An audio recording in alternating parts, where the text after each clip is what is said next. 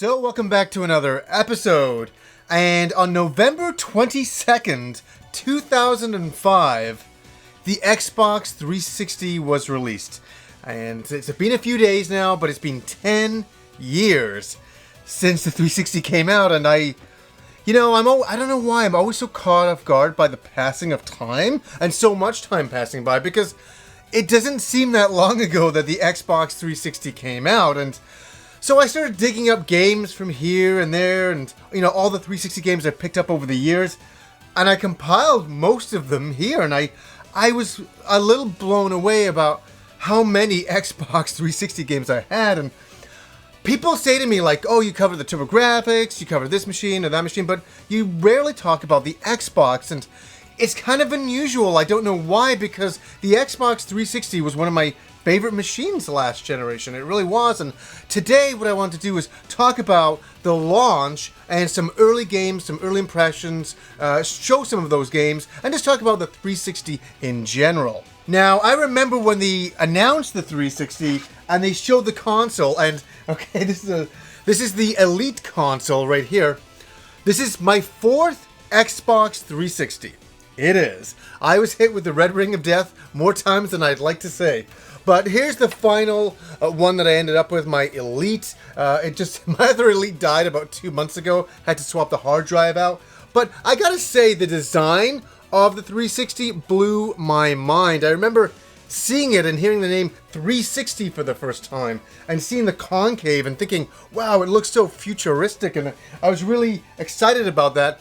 And then they showed Xbox Live, and I thought it was unbelievable. The controller, the headset, and that's something that I really enjoyed. The 364 was Xbox Live. It was so easy to see my friends online, start a game, play with them. I really was loving it. But I didn't buy the 360 right away. It was one particular game that sold me. One game that I saw, I was like, I have to play this machine. I have to play this machine. And that was, right here, Oblivion.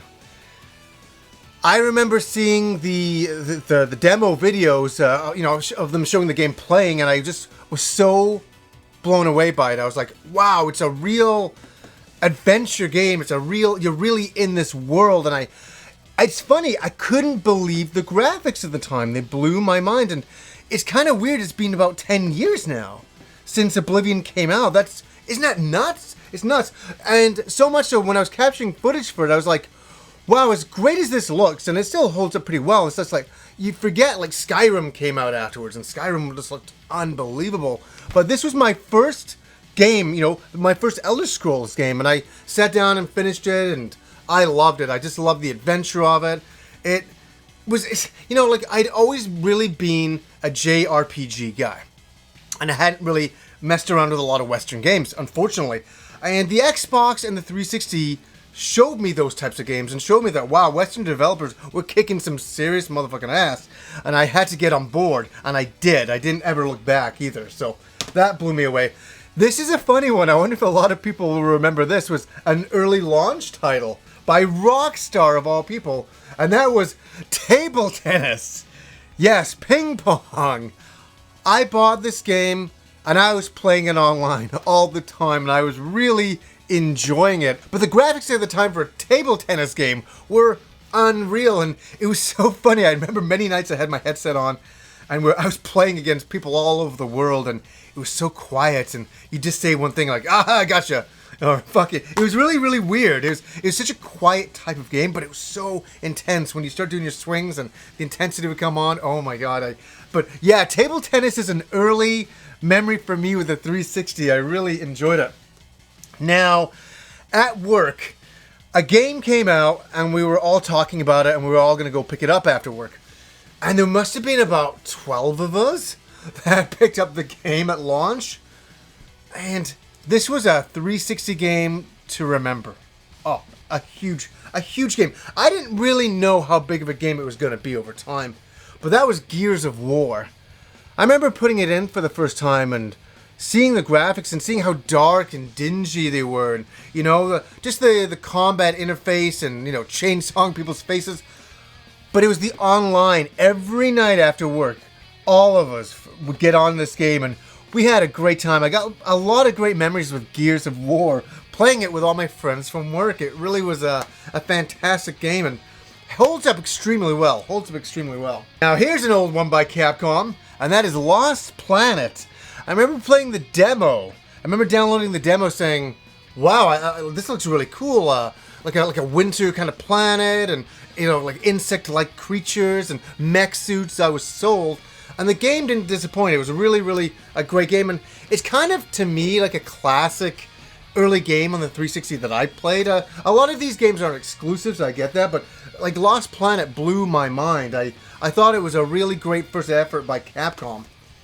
Now, JRPGs, as I said, I love them.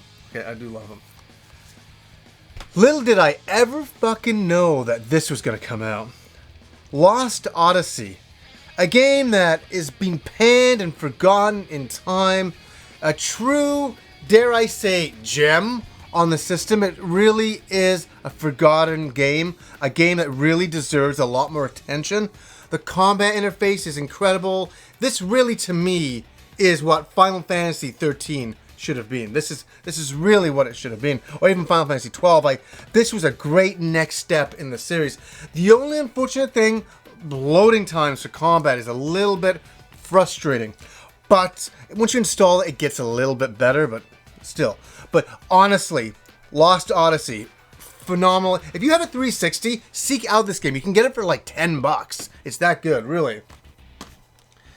Now, what originally sold me on the original Xbox, was I bought it off a friend of mine, and it came with Halo. But I bought it for Knights of the, I was borrowing it for Knights of the Old Republic, and I bought that game, and I borrowed my friend's Xbox at the time. It was just kind of funny.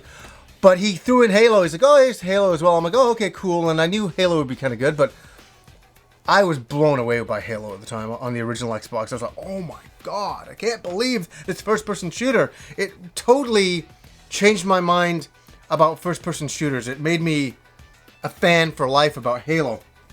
It really did, and there's been so many Halo games, maybe too many Halo games since. But a huge game on the 360 was Halo 3. I remember there was lineups outside my Best Buy for this particular game, and showing up, after work to be able to pick it up, and it's like, wow, Halo 3, and did it live up to the hype? It kind of did. I enjoyed the game because I'm a big fan of Halo. I really liked it, but this was a big game on the 360. I remember the announcement trailer. The whole audience gasped. And it's kind of funny you don't see that kind of reaction with Halo these days, but I'm still a big Halo fan. Now, you can't have an Xbox console without a Fable game, and Fable 2 came out, and it disappointed me immensely. It promised so much, but when I played the game, it offered so little. That's how it felt, but it, to me, is a true classic on the 360. It is, even though I particularly didn't love it. I think I loved the hype building up to it, and there was a lot of aspects of the gameplay that I really did like, but overall, Fable 2 is an unusual game. It's funny how you can be disappointed with a game, but like it as well, and that's definitely Fable 2. Oh, wow. One game that came out that just did a number on me. This game at the time was bigger than us all. It really was, and that was Mass Effect. Mass Effect. I remember picking this up on launch day and playing it. I was working graveyards at the time, and I was coming back after my graveyard shift, and I would play Mass Effect, and it was just so eerie and sci-fi. I mean, I know that sounds, what a weird way to say it, but it was, you were really thrust into a science fiction universe that was kind of, had these very eerie overtones. Even the mood of it has kind of this eeriness to it, and it's really good. I really like the original Mass Effect. I know they were still trying to, feel their way through the game when they were designing it and all that, but for a science fiction RPG shooter, wow, I really was blown away with Mass Effect, and I really enjoyed it. One of my good memories on the 360 for sure. Now, I could talk about all these games. This is just way too much, but the last one I'll mention is a really funny one. It is Naruto, Rise of the Ninja. based on the manga and anime series. Now, I was a bit of a Naruto fan at the time, but even if you're not, even if you hate the series, I can honestly say this game is unreal on the 360. It's an open world action ninja game. It's really well done too, really well done. I spent so much time in this game doing all the different running around the city that you had to do, and that's the thing, is based in this massive city with the outskirts of town. It's really big. Just running around town is a sight to behold, but there's so many things to do within this city, and this is a game that it's funny, I would really recommend highly. And I think you can get this game for around $10 to $20, and it's highly worth it. It still holds up really well now, really well. I was capturing footage for it last night, and I was like, I love this game still. It's been so many years later, and it was the first game. This is also the reason why I really liked it.